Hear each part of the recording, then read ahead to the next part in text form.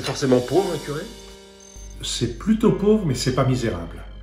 Moi, je gagne 1068 € par mois. Je suis plus riche qu'une famille au SMIC qui a 2 gamins à élever et une maison à rembourser.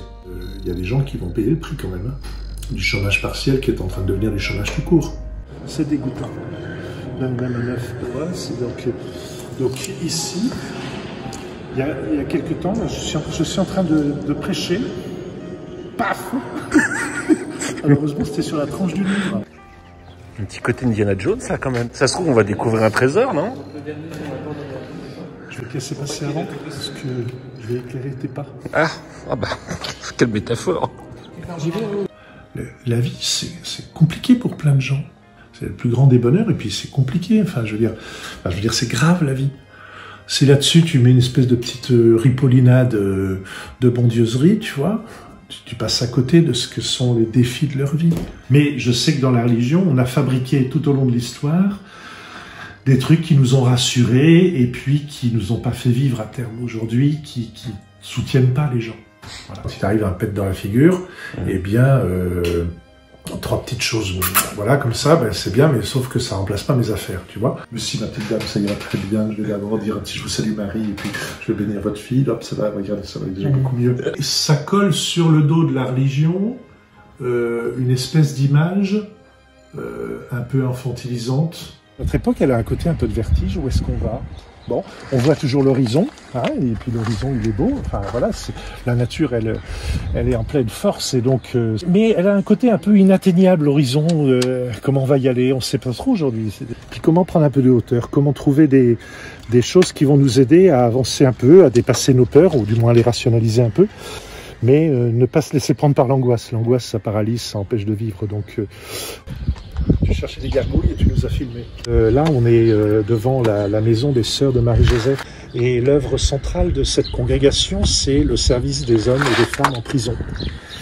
Et elles, dans leur œuvre, leur fondateur, leur souci premier, c'était ces gens fragiles. C'était d'abord les femmes en prison qui étaient dans des conditions épouvantables. Parce qu'une femme en prison, il y a 2 siècles, on pouvait en faire ce qu'on voulait. Et on va honorer leur dignité de personne, quoi qu'elles aient fait. La vraie liberté, elle est toujours le résultat d'une libération de choses qui m'empêchent de vivre. Libéré, délivré.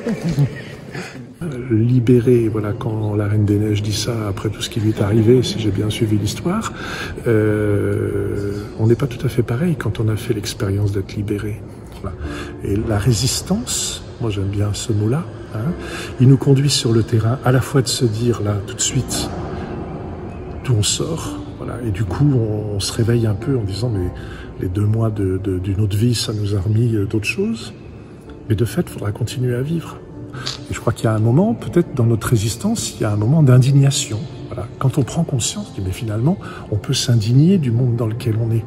Bon, très bien, phase nécessaire. Mais il faut qu'on se dise derrière quel monde on va construire. La résistance en France... Elle a produit des choses difficiles, mais elle a produit le vote des femmes, elle a produit un certain nombre de progrès dans la société qui ont été des acquis sociaux et qui ont profité à tous. Alors, comment notre forme de résistance, elle va réellement imprimer un monde nouveau? Il ne faut pas que seulement on s'indigne, il faut qu'on aille plus loin maintenant. Vive la Reine des Neiges. Pourquoi on parle tout bas dans une église? Parce que Jésus-Christ.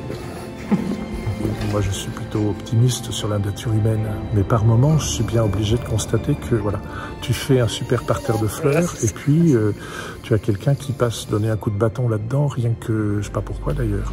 Le pire, t'imagines, moi j'ai échappé à ça, 55 jours avec la belle-mère à la maison. T'imagines si t'avais une vieille bonne? La belle-mère du curé, c'est un bon titre. Surtout pas. Je me prépare pour mon boulot de dans quelques années. Les mecs, il va faire un like.